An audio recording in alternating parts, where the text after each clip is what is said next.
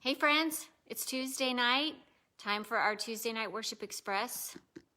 It is the day after Martin Luther King Jr. Day. So that was yesterday, and we always get that day off from school, and it's a great day to have off. We all look forward to it, but how many of us actually take the time to reflect on what that day really means for all of us? Well, I started thinking about it yesterday, and I started thinking about loss and legacies, and the fact that because of the legacy that Martin Luther King Jr. left for us, we have this historical day to get to remember him and the historical speech to look back on. And there's a lot I want to go over tonight. I have lots of scripture to share with you. I have some personal stuff to share, and just the whole idea of who Martin Luther King Jr. was and still is for us today, his legacy on our lives.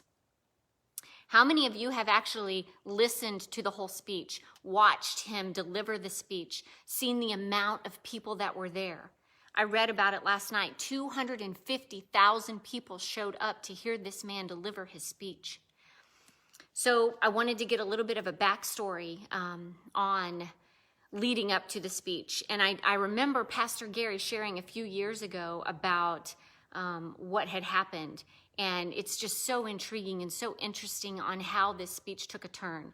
So what I read was the night before, he was with his close friends, talking about the speech, working on the speech, and then at about 4 o'clock in the morning decided to go to bed and decided to say, I'm ready, I'm done with it.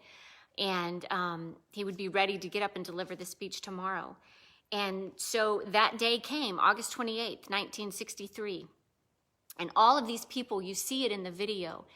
You watch him read his speech, deliver a very, very inspirational speech. And then all of a sudden, his friend that was with him last night, the gospel singer that had sung on the stage right before he went onto this platform, says, "Tell him about your dream, Martin." And I get chills when I think about that, because I don't think he was going to go there. I think that he had talked about this dream and talked about it with his friends, but decided that maybe he wasn't ready to share it. And his friend Mahalia Jackson said, "Tell him about your dream." And you can actually watch this transformation when you watch his speech go to YouTube and watch it. You see him stopping, looking down at a paper, and just sharing his vulnerability, sharing from his heart about his dream, his beautiful dream. And it gives me chills, and I've watched it several times, and I love the fact that he had the courage to share it, and watching his face as he is sharing it. So I encourage you to go watch it if you haven't. It's an historical event that we should all aspire to be like his legacy. At one point he says this: "Their destiny is tied up with our destiny," meaning the white destiny is tied up with the black destiny. We should all be united. And that leads me to the first scripture I want to share, which is in Genesis chapter 1, verse 27. It says that every human being is made in the image of God. Showing respect toward every person shows respect for God. So we show respect for each other. We are showing respect for God. That is what we are doing. In 1 Corinthians chapter 13, verse 4, it talks about love. And this is another quote from Martin Luther King Jr. He says, "I have decided to stick with love. Hate is too great a burden to bear." And then he goes on to say this: "I'm concerned about a better world. I'm concerned about justice. I'm concerned about brotherhood. I'm concerned about truth. And when one is concerned about that, he can never advocate violence. For through violence, you may murder a murderer, but you can't murder itself. Through violence, you may murder a liar, but you can't establish truth. Darkness can't put out darkness. Only the light can do that." That is what we are. We are called to be the light. Jesus has asked us to do that. And that is what I feel like Martin Luther King was saying to us in his speech with his dream. That also brings me to my next scripture, which is in Psalm verse 34. Verse 34, chapter 34, verse 14 says, turn from evil and do good. Seek peace and pursue it. Peace, that's what we are called to do. In Proverbs 21, verse 15, when justice is done, it brings joy to the righteous, but terror to evildoers. We have to turn away from evil. We have to embrace justice and integrity and prosperity, and all for one. That's what we've got to remember as we reflect on the loss and the legacy that he left us. It reminds me of the loss that we feel in our own lives. When people have died, when we have lost loved ones, we think about the legacy that they have left for us and for their children and their children after them. Today happens to be an anniversary of the loss of my sister-in-law, who died tragically 3 years ago. And boy, was she an advocate for justice. And the fact that she shared a birthday week and then her anniversary of her death in the same week as Martin Luther King Jr.'s day it's not an accident, I don't think. So it also reminds me of the legacy that my dad left. He died back in 1985, but one thing that he said, my mom reminded me that he shared this, was that your life is a prayer. And what that means is you share it with others, that you don't just sit down on a Sunday afternoon and talk about God for 10 minutes, but that you live your life in a way that people notice it. They see it in the way that you're living. It's who you are. It's who you have become. And I think it's very important. Brings me to another scripture in Psalm chapter 22, verse 29 to 31 says this: all the rich of the earth will feast and worship. All who go down to the dust will kneel before him. Those who cannot keep themselves alive.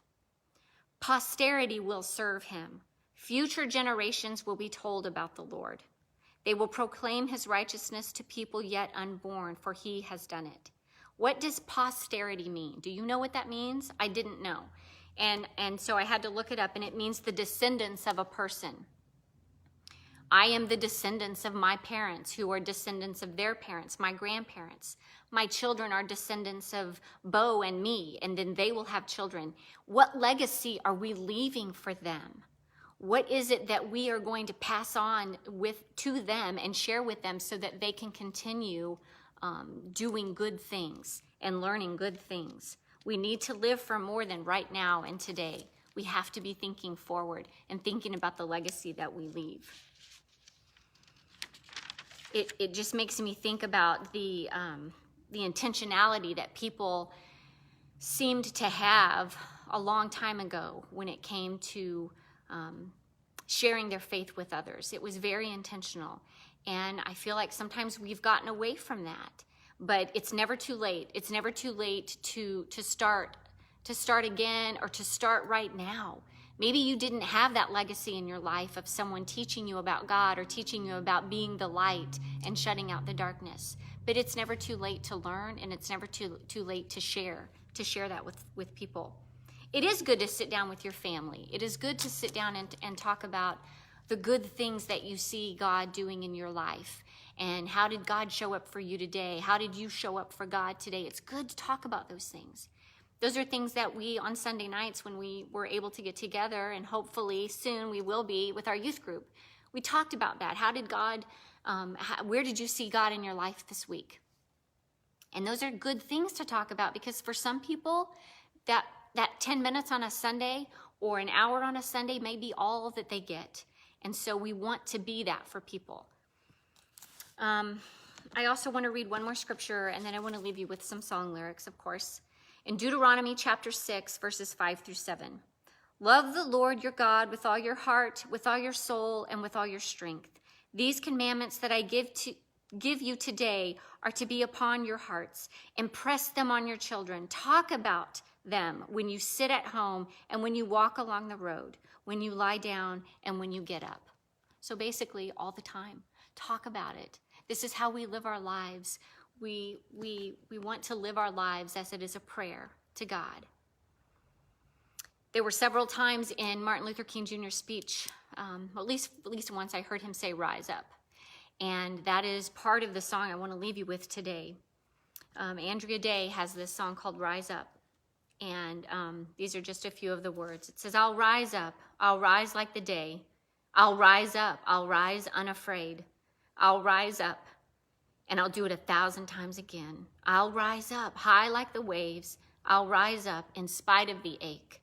I'll rise up and do it 1,000 times again."